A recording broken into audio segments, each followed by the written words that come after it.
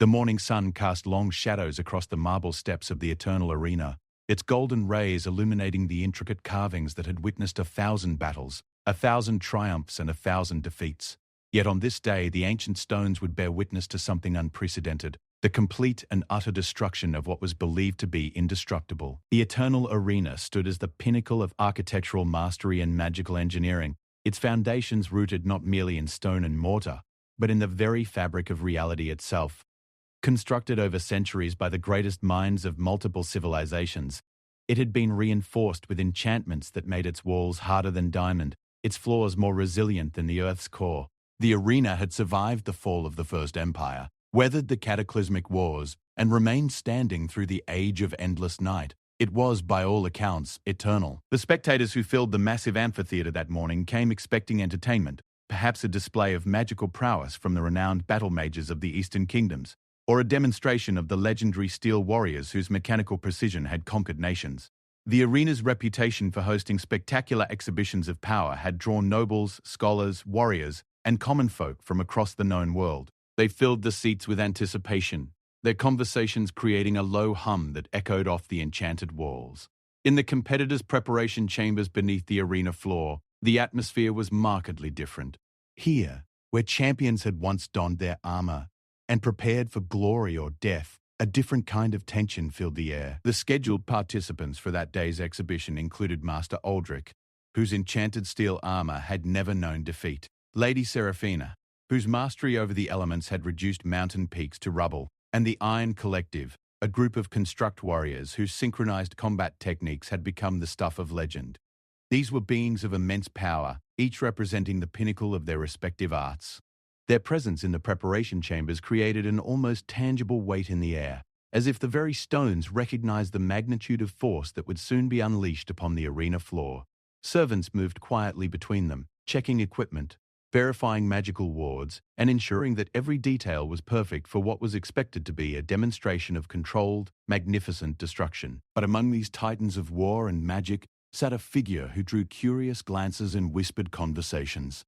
He was unremarkable in appearance, neither tall nor short, neither young nor old, with the kind of face that would disappear into any crowd. His clothing was simple, well-worn leather and cloth that spoke of long journeys and practical needs rather than ceremony or show. Most striking, however, was his weapon. While the other competitors bore arms of obvious power, Aldrich's blade hummed with contained energy, Seraphina's staff crackled with elemental force, and the Iron Collective's weapons gleamed with mechanical precision.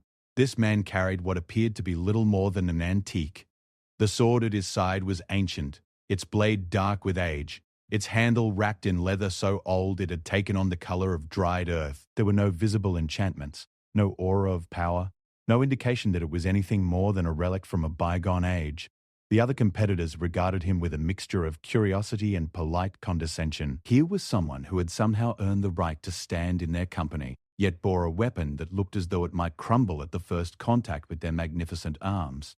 Some wondered if he was perhaps a scholar, come to study their techniques, or maybe a storyteller gathering material for epic tales. None suspected that this unassuming figure would, within hours, fundamentally alter their understanding of power, strength, and the nature of destruction itself. The man himself seemed oblivious to the attention. He sat in quiet meditation, his eyes closed, his breathing steady and controlled. There was something in his posture that spoke of absolute stillness, not the stillness of sleep or rest, but the profound quiet of someone who had found perfect balance within themselves. Occasionally, his hand would move to rest on the pommel of his ancient sword, and in those moments, perceptive observers might have noticed the slightest tremor in the very air around him, as if reality itself acknowledged his presence. When the call came to enter the arena, the procession was magnificent. Master Aldrich emerged first, his steel armor catching and reflecting the sunlight in dazzling displays. The crowd roared its approval as he raised his enchanted blade, its surface rippling with contained power. Lady Seraphina followed, and with each step small flowers bloomed in the stone beneath her feet while sparks of lightning danced between her fingers. The Iron Collective moved as one, their synchronized steps creating a rhythm that seemed to resonate through the very foundations of the arena. And then came the man with the ancient sword. The crowd's enthusiasm faltered slightly as he emerged into the light. Where the others had made grand entrances, he simply walked. Where they had acknowledged the cheering masses with waves or salutes, he moved with the same quiet focus he had maintained in the preparation chamber. Yet something about his presence caused a hush to fall over sections of the audience. There was no display of power, no demonstration of might, but there was something else, an indefinable quality that made people lean forward in their seats, suddenly unable to look away. The arena master, a stately figure whose voice had announced countless battles, stepped forward to address the crowd. His enchanted voice carried clearly to every corner of the massive amphitheater as he introduced each competitor, detailing their achievements and the nature of their power. When he came to the man with the ancient sword, his introduction was notably brief. And finally, we present Kale of the Eastern Wastes, bearer of the Blade of Forgotten Names. The crowd murmured, uncertainly. The Eastern Wastes were known as a desolate region where nothing of significance had occurred for centuries. The name of his weapon meant nothing to the gathered spectators, and indeed it seemed almost anticlimactic compared to the grand titles that had preceded it. Yet there were those among the audience, ancient scholars and wise women, keepers of old lore and forgotten histories, who felt a chill run down their spines at those words. The Blade of Forgotten Names was not a title spoken lightly in certain circles, though its significance had been lost to all but the most dedicated students of antiquity. The exhibition was to begin with individual demonstrations, allowing each competitor to showcase their abilities before engaging in collaborative displays of power. The arena had been specifically prepared for this purpose, with targets, barriers, and testing structures arranged across its expansive floor. These were not simple wooden posts or stone blocks, but complex constructs designed to withstand tremendous force while providing clear measurements of the power brought to bear against them. Master Aldrich began the demonstration with a display that left the crowd breathless. His enchanted steel responded to his will as if it were an extension of his own body, flowing and reshaping itself with liquid grace while maintaining its incredible hardness. He struck the primary testing structure, a crystalline formation that had been specifically grown to resist magical and physical assault, with such force that the sound of impact rolled across the arena like thunder.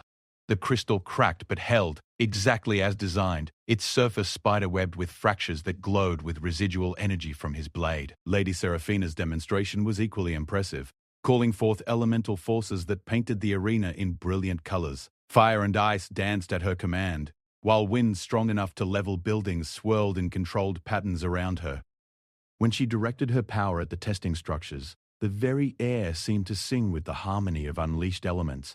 Stone melted and reformed, metals reshaped themselves, and the arena floor itself began to take on new patterns as Earth responded to her will. The Iron Collective's exhibition was a masterwork of precision and coordination. Moving as a single entity despite being comprised of multiple individuals, they demonstrated combat techniques that blurred the line between art and warfare. Their weapons created geometric patterns in the air that somehow translated into devastating force against their targets. The testing structures bore the marks of their assault in perfectly symmetrical arrangements, each impact calculated to work in harmony with those that came before. Throughout these demonstrations, the crowd's excitement built to a fever pitch. They had come expecting to see great power, and they were witnessing displays that exceeded even their elevated expectations. The competitors were clearly masters of their respective arts, beings of such capability that their casual exercises generated effects that would have been considered miraculous in any other context. And then it came time for Kale to demonstrate his ability. He approached the center of the arena with the same unhurried pace that had marked his entrance. The ancient sword remained sheathed at his side, and for several long moments he simply stood in silence. The crowd, which had been cheering enthusiastically throughout the previous demonstrations, gradually grew quiet.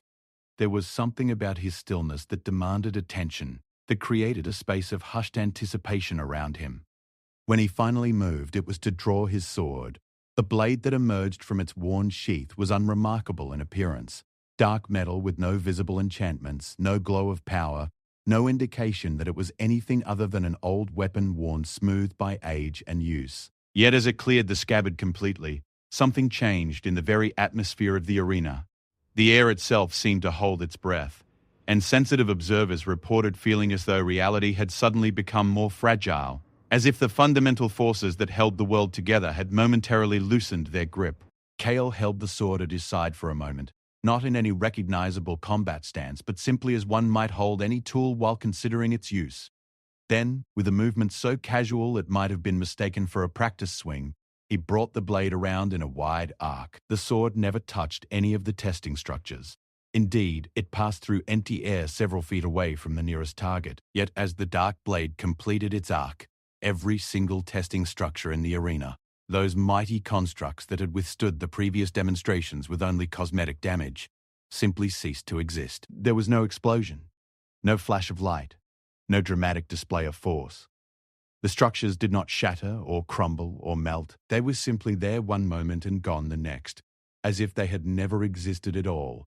In their place remained only empty air and a profound silence that seemed to press against the eardrums of every person present. For several heartbeats, no one moved. The crowd sat in stunned silence, their minds struggling to process what they had witnessed, or rather, what they had failed to witness. The absence of spectacle was somehow more disturbing than any display of destructive power could have been.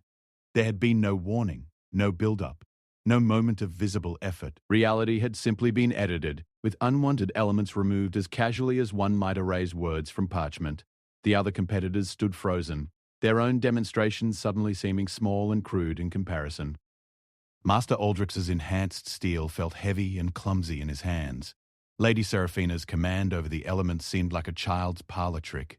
The Iron Collective's precision appeared laughably rough beside the absolute efficiency they had just witnessed, but the true shock was yet to come. As the arena master stepped forward, perhaps to announce the beginning of the collaborative portion of the exhibition, Kale made another movement. This time, he did not swing the sword in an arc. Instead, he simply touched its tip to the arena floor. The effect was immediate and catastrophic. From the point of contact, cracks began to spread across the enchanted stone. Not the simple fractures that might result from physical impact, but deep fissures that seemed to cut through the very essence of the arena itself. The cracks spread with geometric precision, creating patterns that hurt the mind to look at directly, as if they were cutting through dimensions beyond the merely physical. The arena's defensive enchantments, those layered protections that had been built up over centuries and had never failed, began to unravel. Not breaking under stress, but simply coming undone, as if the fundamental assumptions upon which they were based had suddenly become invalid. The walls, which had stood firm through millennia, began to develop the same impossible cracks that were spreading across the floor. Panic began to ripple through the crowd as people realized that what they were witnessing was no longer a controlled demonstration. The very structure that had been their guarantee of safety was failing in ways that defied understanding.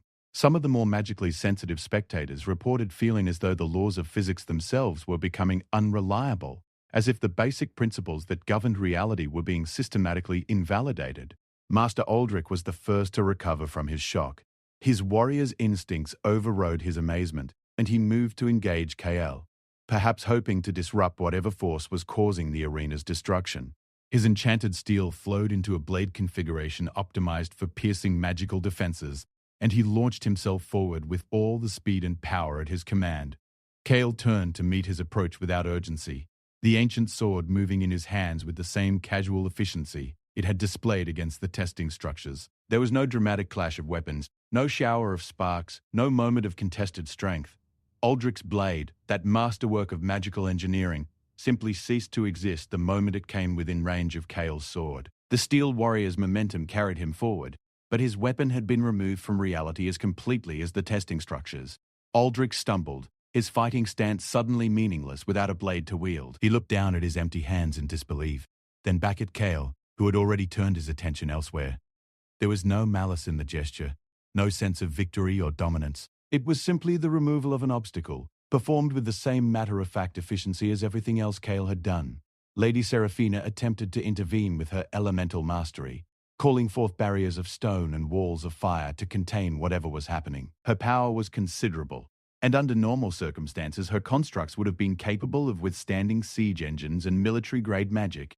Yet as they formed between her and Kale, they began to decay in the same impossible way as the arena's defenses. Not destroyed by opposing force, but simply becoming less real, fading from existence as if they were losing the will to maintain their own reality. The Iron Collective tried a coordinated assault, their mechanical precision allowing them to attack from multiple angles simultaneously. Their weapons were not enchanted in the traditional sense, but were rather marvels of engineering that achieved their effects through perfectly calculated application of force and leverage. Yet even these, grounded as they were in the most fundamental laws of physics, proved unable to function properly in Kale's presence. Their precisely calculated trajectories became unpredictable. Their flawlessly maintained weapons began to experience impossible mechanical failures, and their coordination dissolved as the very concepts of space and time became unreliable around them. Throughout this confrontation, if it could even be called that, Kale maintained his expression of quiet focus. He was not fighting in any conventional sense, nor was he defending himself through traditional means. Instead, he moved through the arena with the ancient sword as his only companion.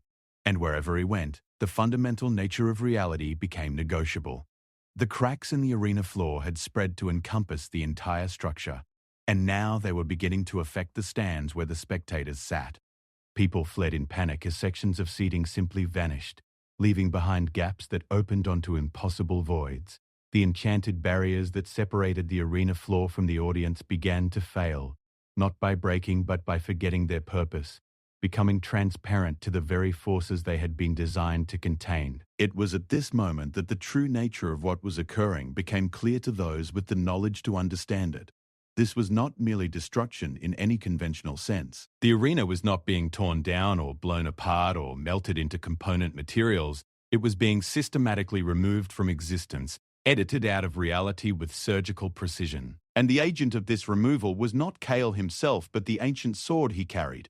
The blade of forgotten names had been crafted in an age when the relationship between thought, will, and reality was understood differently than it was in the present era. It had been forged not from metal, but from crystallized concepts, specifically from the crystallized concept of negation. Its power was not to destroy, but to unmake, to cause things to never have been, rather than to cause them to cease being.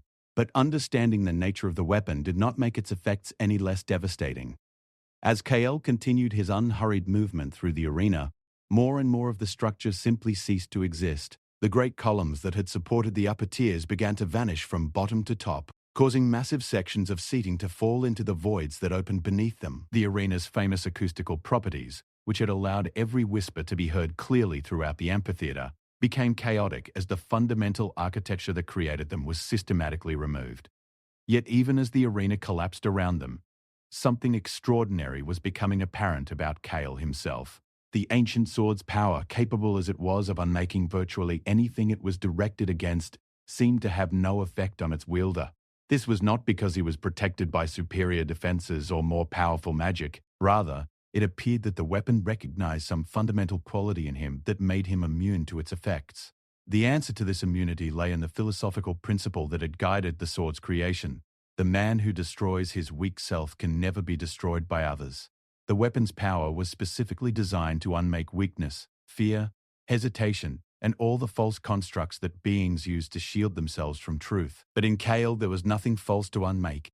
Through years of rigorous self-examination and the systematic dismantling of his own illusions, he had already removed everything that the sword might target. What remained was not invulnerable because it was strong, but because it was genuine. This realization began to filter through the chaos to those observers who had maintained their composure.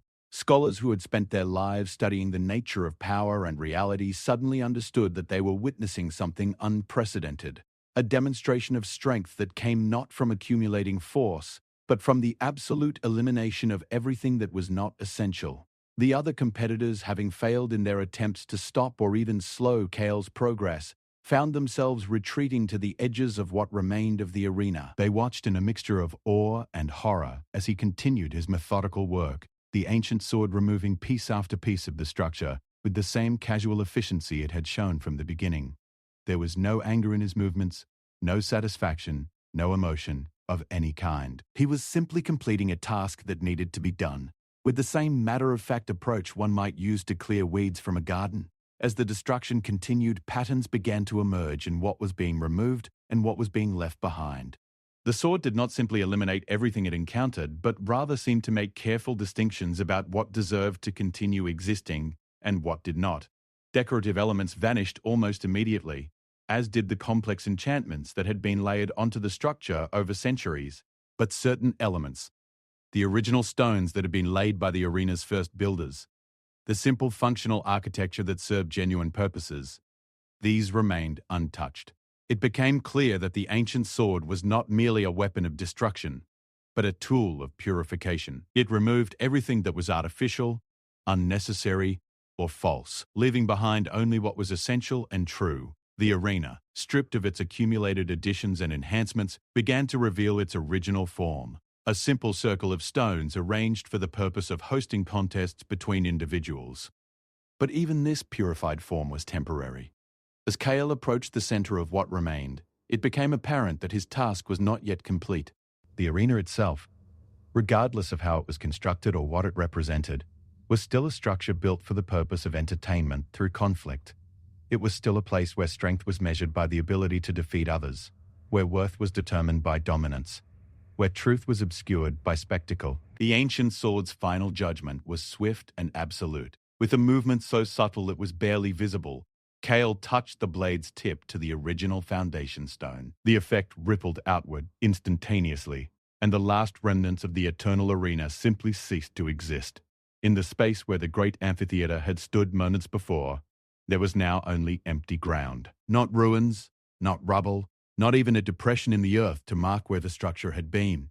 The land appeared exactly as it might have before the arena was built, as if the great work of civilization had never existed at all. The spectators who had managed to escape the collapse found themselves standing on level ground, no longer elevated in their seats but at the same level as what had been the arena floor. The competitors, their magnificent weapons and abilities suddenly seeming trivial, stood among them as equals rather than as elevated figures to be admired.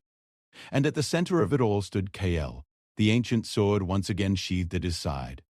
He looked around at the empty space with the same quiet focus he had maintained throughout the entire event, as if confirming that his task had been completed satisfactorily. For several long minutes, no one spoke. The magnitude of what they had witnessed defied easy comprehension or immediate response. The eternal arena, that monument to power and permanence, had been removed from existence as casually as one might dismiss an unwelcome thought. The accumulated work of centuries, the architectural marvel that had been considered one of the wonders of the world, the structure that had defined the concept of strength and competition for countless generations, all of it had been negated by a single individual with an ancient sword. But perhaps more disturbing than the scale of the destruction was the manner in which it had been accomplished. There had been no struggle, no dramatic confrontation, no moment of climactic conflict. The arena's removal had been as inevitable and unstoppable as the changing of seasons. It was as if Kael had not destroyed the structure so much as simply revealed that it had never really existed in the first place. That all its apparent strength and permanence had been nothing more than a collective illusion.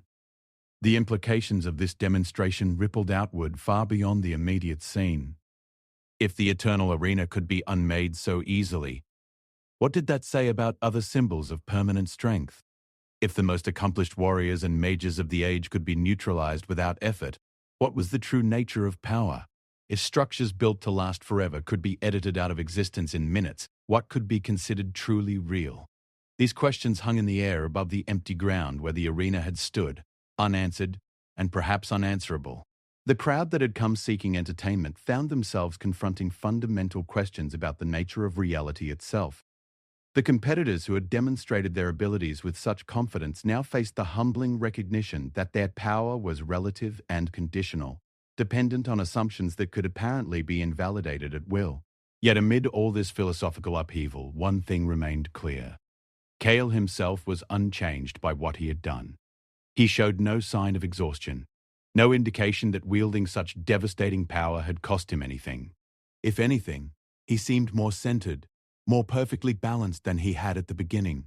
It was as if the act of unmaking the arena had somehow made him more himself, more complete. This observation led some of the more perceptive witnesses to begin understanding the true lesson of what they had witnessed. The destruction of the arena was not the point of the demonstration. It was merely a side effect. The real lesson lay in the principle that had made it possible, the systematic elimination of everything false and unnecessary, leaving behind only what was essential and true. Kael had not gained his power through accumulation, through gathering magical energy, forging mighty weapons or mastering complex techniques. Instead, he had achieved it through reduction, through the careful and methodical removal of everything that was not genuinely himself. The ancient sword was not the source of his strength, but rather its expression, a tool that could unmake external falseness because its wielder had already unmade all falseness within himself. The crowd began to disperse slowly. many of them still struggling to process what they had witnessed. Some would spend years trying to understand the implications of the arena's destruction. Others would attempt to find teachers who could guide them toward the same kind of authentic power that Cale had demonstrated. A few would dismiss the entire event as some form of elaborate illusion, preferring to believe that what they had seen was impossible rather than confront the questions it raised about their own assumptions. The former competitors lingered longer than most, each dealing with the humbling recognition of their own limitations in their own way. Master Aldrich stared at his empty hands, contemplating what it meant to be a warrior when weapons themselves could be negated. Lady Seraphina sat on the ground where her elaborate displays of elemental mastery seemed suddenly childish, wondering if true power might lie in the ability to need no power at all. The Iron Collective stood in their precise formation, their unity and coordination intact, but their confidence in the supremacy of their methods fundamentally shaken. As the sun began to set, casting long shadows across the empty ground, Cale prepared to depart. He had said nothing throughout the entire event, communicating only through action, and he maintained this silence as he gathered his simple possessions. There was nothing dramatic about his exit. He simply began walking away with the same unhurried pace that had characterized all his movements. But before he had gone more than a few steps, Master Aldrich found his voice. "Wait!" he called out, the word carrying across the empty space with surprising force. "What are you?" Cale paused and turned back, meeting the steel warrior's gaze with eyes that held no judgment, no superiority, no condescension. When he spoke, his voice was quiet but perfectly clear, carrying to every person present despite its gentle tone. "I am what remains when everything false is removed," he said simply. "I am what any of you could become if you chose to destroy your own weaknesses instead of trying to destroy each other's strengths." With that, he turned and resumed his departure, walking away across the level ground toward the horizon. The ancient sword at his side caught the last light of the setting sun, its dark blade gleaming briefly before disappearing into the gathering dusk along with its bearer. The witnesses to the arena's destruction would carry the memory of that day with them for the rest of their lives. Many would eventually understand that what they had seen was not an ending but a beginning, the first public demonstration of a kind of power that came not from accumulation but from authenticity, not from building up but from stripping away, not from conquering others but from conquering oneself. The empty ground where the eternal arena had stood would remain empty. No one would ever attempt to rebuild the structure, partly because the original plans and techniques had been lost, but mostly because the very concept of what the arena represented had been fundamentally altered. The idea of strength through dominance, of worth measured by the ability to defeat others, had been revealed as hollow and temporary.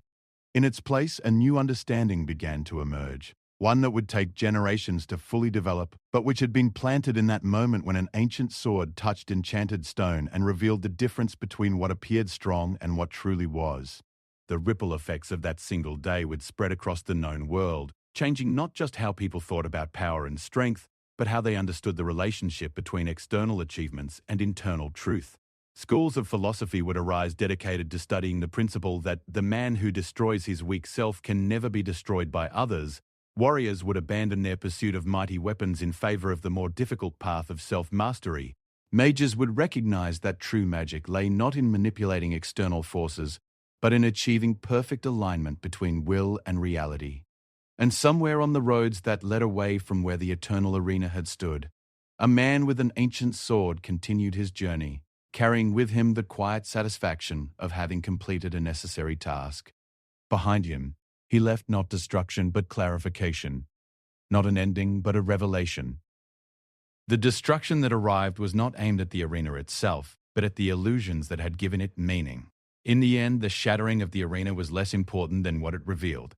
That the most powerful force in existence is not the ability to build or destroy, but the capacity to see clearly what is real and what is not, and to act in accordance with that vision regardless of the consequences. The ancient sword had done its work, not through violence, but through truth. And in that truth, a new understanding of strength was born, one that would endure long after the memory of every other demonstration of power had faded into legend.